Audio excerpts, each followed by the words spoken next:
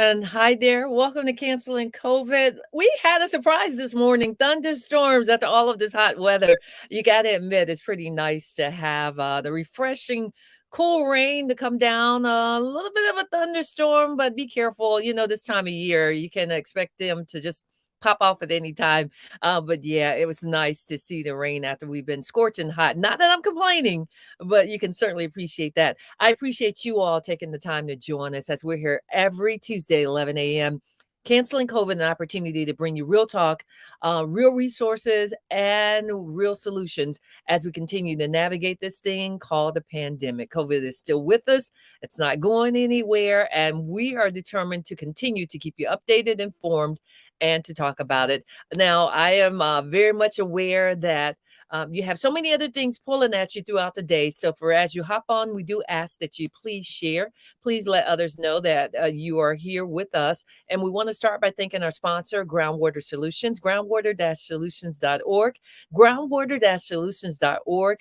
704-596-0505. Dr. Trasha Black will join us later on as well as we continue to talk about what's happening in our community. So joining me right now, a conversation that we're talking about is this digital divide and how our students, our families are impacted. And we know that the pandemic really exposed how our children are having to deal with when it comes to technology, the digital divide, which is what it is called. You may not recall that my nonprofit partnered with UPS, shout out to their foundation, who helped to provide some support. We set up some resource centers around the city, an opportunity to help students as there was so much conversation when we stepped into COVID, or COVID really blanketed our community.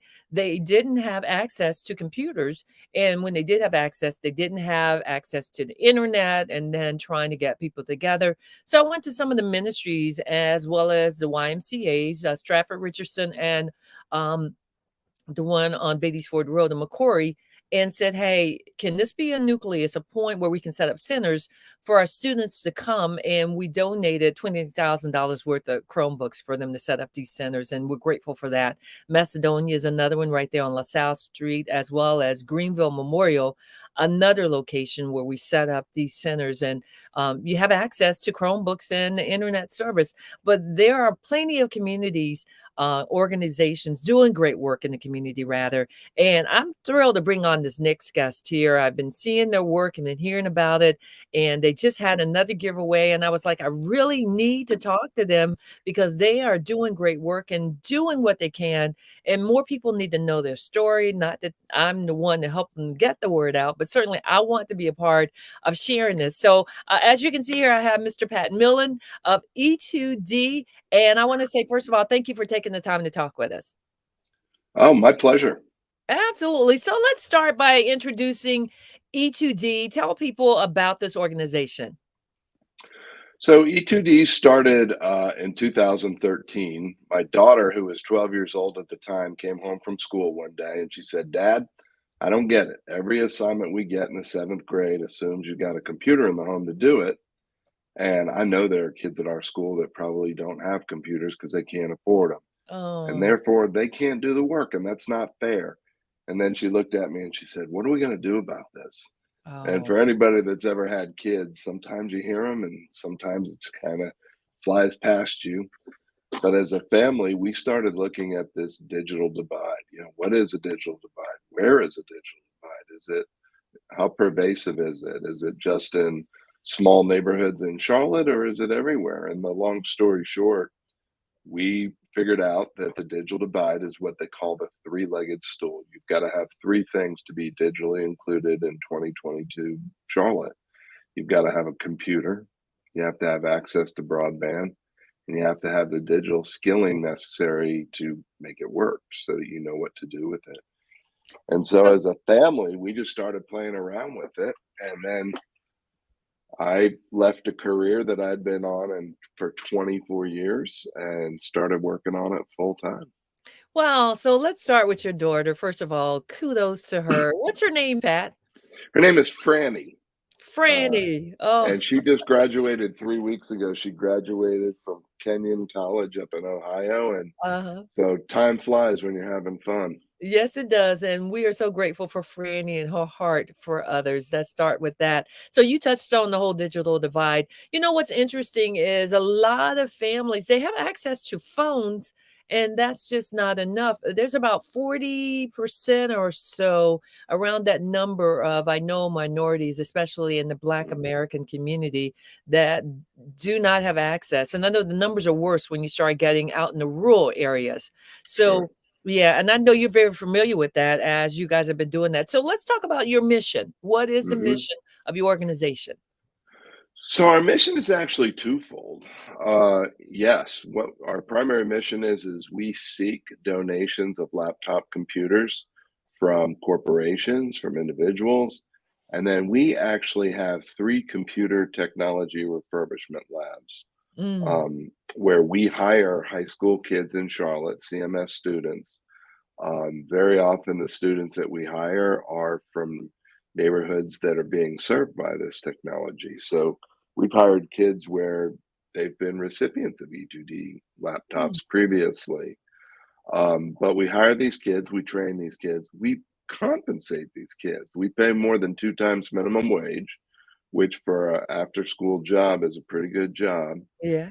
And then we get these computers out to families. And so 2 Saturdays ago, we did 500 families. The first year in 2013, when my daughter first brought it to our attention, we distributed 150 computers that first year. Mhm. And last year, we did 150 computers every 4 days. We did 14,000 computers last year. Wow. That's pretty amazing. How have you been able to achieve these goals? I know clearly through donations, but are you getting grant funding? How is this being made possible? Yeah, so there's 3 ways basically that we are able to acquire the money required to do this. Our typical sort of basic original model is that when we refurbish computers, families actually got a little bit of skin in the game. So it costs us about 100 between 135 and $150 to refurbish a computer. When we get them to families that qualify as low poverty um, part of that community, they pay $80 to get a computer. So then we go out and we raise money in the community through foundations, through corporations. The first year before we even distributed our first computer, we had little kids doing lemonade stands, and they raised $3,000 doing Oh my. lemonade stands one Saturday in May. Mhm. So, it's mostly just people who are inspired by the work and see how critically important it is. I would say over the last couple of years, corporate and foundation giving has become more essential to what we do, Yeah. and we're very fortunate to be supported, by groups like the United Way and the Foundation for the Carolinas, and then so many corporations. So can you kind of speak on the impact? I'm sure you've got some measurements or you've got where you've been able to talk about where or just comment on what impact you've had because obviously stakeholders people are looking for who have you impacted and what are those numbers. Well, of the 30,000 computers we've distributed, probably 95% of them have gone in Mecklenburg County. So when we started in 2013, there was an estimation of about 65,000 households Uh-huh. in Mecklenburg County that did not have access to devices. You put most of the 30,000 that we've done, you look at other grants that have come in through like Bank of America or the library system, not to mention people just going and purchasing computers on their own because they see the value of those. We are probably down to about 15,000 households left. And That's so a what great, that's pretty impressive. what excites me, Tanya, is I honestly believe that by this time next year, Charlotte, for all intents and purposes, will not have a device divide. That if you are in Charlotte, North Carolina, and you need or want access to a computer, one will be available for you. Really. Now, that doesn't mean that, nobody ever solves the digital divide entirely. Right. because the next day you've got 25 families that move to Charlotte, and some of them Yeah. are going to need access. So there will always need to be more and more. What we're doing a lot of work on, frankly, these days is there are contiguous counties to Mecklenburg where Mecklenburg's just too expensive for families to live in. They work in Mecklenburg, but Yeah. they need to live in the outlying counties like Gaston, Iredell, Cabarrus, Rowan, Union. And so we've got a lot of focus right now on building out digital solutions in the other counties and then all throughout Western North Carolina. So, Pat Millen with E2D, I'm just thrilled to have this conversation with you. Hey, I gotta ask, the signs behind you, what do they say? You're like So one of them, it's but very funny. So this one right here uh-huh. says E2D changing laptops or changing lives one laptop at a time. All right. This other one is kind of a really funny one. You may notice it says E3D. Uh-huh. And E3D was what we called ourselves originally in 2013 because our goal was to eliminate Davidson's digital divide. Because I Uh-huh. live in Davidson, North Carolina. And then we did. So we had to get Oh. rid of a D. We didn't need to eliminate Davidson's digital divide. We just needed to get rid of the one D. So now we're E2D. So I had no idea you were from Davis, and I'm a native of Cornelius, right there in Smithville, exit Yeah, 28. So you're at exit 30. we've So done a lot of good work in Smithfield. well, Yeah, I'm still Smithfield's working good. at it. And look at the work you guys are doing, though, which is really, really incredible. Tell me, how important is it? I mean, obviously, Franny pointed something out to you, but talk about how important it is, the work that you're doing in our community. Well, I think it's very important. I mean, you cannot be successful in 2022 Mecklenburg County if you don't have access to a computer in your home. Hard Mhm. stop. I mean, it's that simple. Charlotte is doing a lot of good things right now. You know, Charlotte was very much, I think, embarrassed and aghast when we found out that we were number 50 out of 50 for upward Yeah. mobility of our more marginalized communities. Mhm. And I'm proud to say that I'm part, you're part. There are a lot of people that are out there saying, okay, that's unacceptable. What are we going to do about it? Yeah. And so I think that the work that we've done, and again, I think of Ron Potts and John Quinn in Smithville alone, you Mhm. know, we went to that church over there near Saeed's, and, there were like 25, 80-year-old women getting their first ever computers. But Yeah. how beautiful was that? Because they're now able to communicate with their grandchildren where they otherwise haven't been able to. And my mom is one of them. So you were Oh, at that's the great. That's yeah, great. yeah. So we're still working on it. She is going to be 86 in July, but Yeah. absolutely, they are thrilled and trying to learn, and then through the care center, you all Yeah. showing them and Yeah. people trying to help them learn what is involved. So such a great story. But I mean, Tanya, if you want a job, you have to have a computer these days. You You can't sure even apply for a job without a computer. that is so So true. it's a starting point, and we are just proud to play the small part that we play in the community, and we hope somebody's going to get up on a box in a year or so and say, "Hey, congratulations, Charlotte, you did it." Yeah, well, I can appreciate your heart for the community, and just everything that you've shared is so genuine and sincere, and certainly much appreciated. So let's talk about, as we wrap things up, any upcoming events that you have. You just had one, and you mentioned the fee was $80, which is quite economical for anyone trying to get it, Hmm. because even if a family is having a really tough time, one computer, everyone can use it. You got to Absolutely. start somewhere. So, any more upcoming events? And you might want to walk through. I know when people come, you don't just hand them the computer and say, bye, see you later.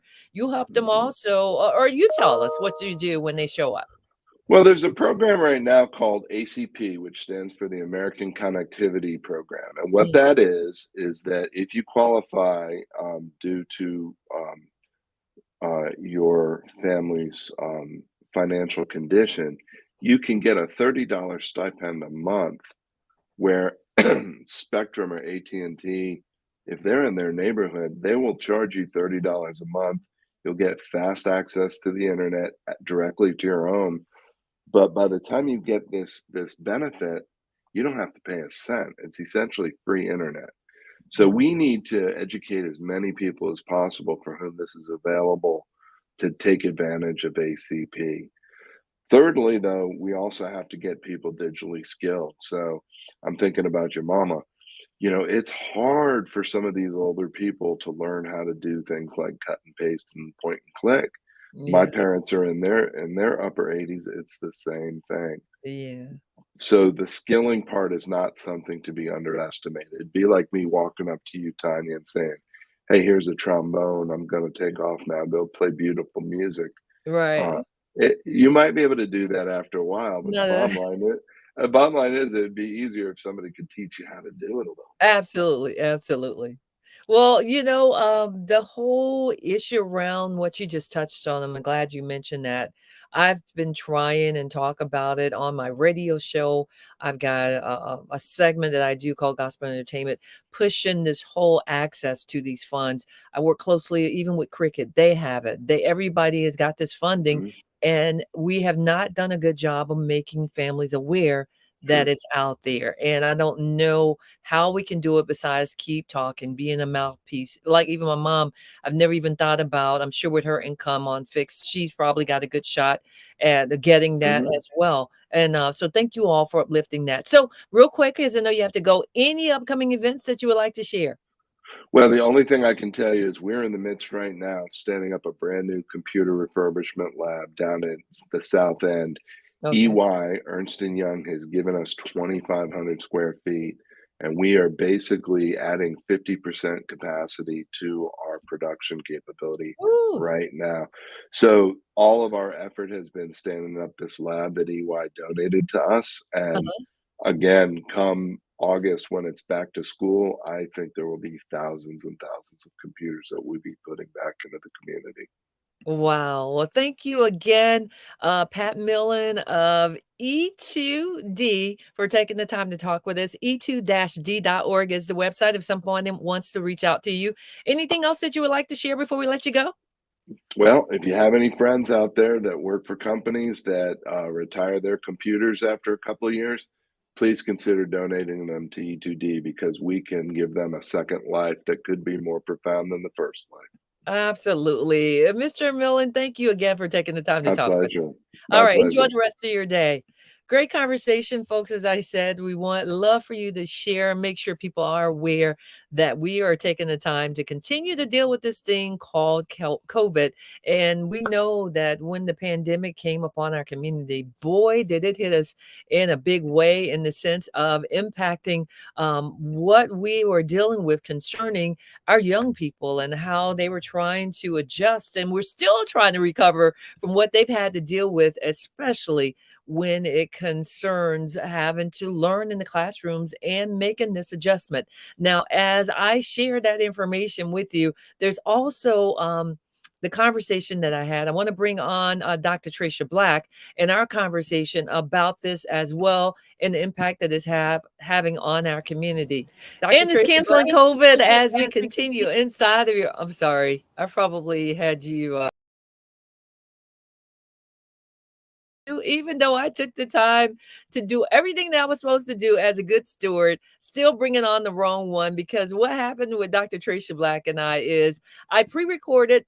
She said had something else that she had to do, and she's going to kill me for bringing on that one because she was scratching her head, which is my fault, and I apologize. Leave it to Tanya to not have it together, and I'm not exactly sure where it is that I downloaded our actual additional piece. And so if you could please forgive me as we get past this, scratching your Um, head. I didn't mean to do I'm that. gonna have to Let me count take you on out. and I'm bring it sorry. on I'll in just have to three, two. edit this part in 3, 2.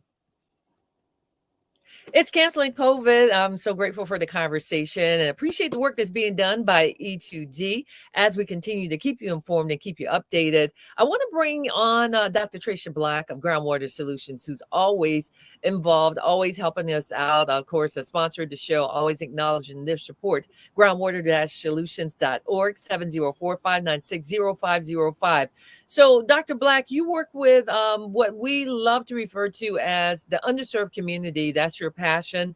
Yes. You're located on Reagan Drive, but you're all around the city, all around the state, actually, getting involved, almost like you pick out the community that needs the most work and you serve. That's obviously a passion for you. What is being done with the effort to bridge the digital divide is admirable. What is your take on your community and your work when dealing with our students and the families that are struggling with trying to get access and keep up with technology? Yeah. I see it. I think at the beginning of COVID, I don't, if we all kind of rewind in our minds a couple of years when the school shut down, it was really glaring what the disparities were in with regard to technology. Uh-huh. We had students, so many students at home who did not have access to technology, didn't have internet, did not have computers at home. And so the school systems around the country, especially in the urban areas, Hmm. started to roll around with school buses in hotspots so that students in neighborhoods could actually get internet access. And what was happening on the healthcare side that you all might not know, I operate in the healthcare arena, is that the digital divide was happening there also. During the shutdown, you had folks with mental health issues, whether it be children or adults. And we realized, we all had to go to a telehealth format, and there were folks who could not access that resource. And if you think about the children, telehealth is, like you and I talking here on the line, how you guys see pictures side by side, or when you FaceTime or video chat someone, that's how it looks in a telehealth situation. But that's really difficult to do with children. So you So just touched on something that I think we don't even think about, and you're right. As we've adjusted to what is a result of the pandemic, more of the online, the telehealth, which is for anyone that's not exactly sure, but I think most people are familiar, is where your doctor or nurse, they're providing service just like we're talking right now. So you mhm, don't have that face-to-face contact where you're actually in person mhm. providing or getting the health care that you need. Right, right. And I think that we have, so in the beginning, we had to quickly adjust to that. As a healthcare provider, many insurance companies at the time, at the beginning of COVID, did not reimburse providers for telehealth services. It was still this new thing that we weren't quite sure of. We weren't sure if it was ethical. We weren't sure if it was really effective. And so, really quickly, at the onset of the pandemic, everybody had to get in line and realize that's how we're going to have to interact, at least in this season. And it was difficult when you have families and children who they don't have the ability to do that, but they need access to the educational resources. They need access to their teachers. They need access to their doctors and their therapists. And so at the beginning, there was this huge digital divide. I was really impressed with how quickly school systems and things like that really responded to get the computers out, to get the hotspots moving in the community. It never really filled the divide, but it did help with the gap at It that did help, but it's got to be a little uncomfortable for some people, especially our seniors or when you've got a child and you're trying time. Hmm. to explain, which, first of all, thank you again for pointing that out, because think of the large amount of families that Hmm. missed out on healthcare because they didn't have Hmm. the internet service or the Chromebook or the access to even do the telehealth. But Hmm. even once you have it, there's got to be a little bit of discomfort with the patient and the provider, and trusting and knowing, you kind of really need to see me. I see face to face, but I'm just trying to figure out a pretty good response from patients, in your opinion, or do they prefer, I want to be in person? Well, I think it goes, you're either in one camp, like you were saying, you referenced children and seniors. Within the pandemic, we provide mental health support for Charlotte Area Fund. And Charlotte Area Fund provides so many resources to many areas of our community, Hmm. seniors being one of them. And we had such a challenge being able to connect those seniors to mental health services through the telephone or through computers. Now we know grandma is not logging on to the internet and finding the website or the link. That we realized quickly that just was not going to happen. Right. And then the telephone is very limited. Children, with children, play is their method of learning, their method of problem solving and communication. So best practice with children and mental health is you're going to be doing play and activities. That is hard to do over the internet. Adults, I think they acclimated pretty well. I think some have at this point are refusing to return back to a face-to-face Oh, wow. healthcare. It's way too convenient, right? It's way too convenient to be able to pick up my phone and reach my therapist or reach my doctor. And you have it on the other side too, that professionals, whether it's the doctors or the therapists, they are enjoying working from home as well. And so being, I think they acclimated, but now it's hard to acclimate back or to balance. How do we have a little of both? So, Dr. Black, what would be the disadvantages of sticking with telehealth as we move forward and see more and more people choose this as their way of acquiring health advice or just talking to their doctor or for treatment? What would be the disadvantage of this? Well, I think one is the urgency of when there are things that need to be assessed face to face, and there's a reluctancy to do that. In that time period between the time where I see that there is a potential problem and I can finally get you into the office, it also takes surprisingly a bit more resources. So, for example, we have our doctors. The day that our doctor is in the office, we now have community health workers that will go to your home and take your vitals, get your weight, get your blood pressure, your pulse, all of those things that normally, when you first come in and the nurse does those things for you before you sit in the office, sit down to see the doctor, it's certain things that have already taken place. Well, it's certain things the doctor needs to actually lay hands, or a medical professional. Right. So we're having to use resources to send individuals into homes and into the communities. And of course we do that because it's needed. But a small agency, that takes a lot. It drains on the limited resources that we have. I think there is a loss of some in human interaction. Yeah. You can only do so much with telehealth. And we were talked before, you and I, about the isolation effect of COVID-19. Yeah. Human interaction is really good. There's a part of healthcare that is the healing comes from the human touch. And so we lose some of that with telehealth services. And then you have the disadvantages of those folks who are impacted by the digital divide. And if that's our only way or our primary new way of doing business, then we've got a whole bunch of folks who are outside of that realm.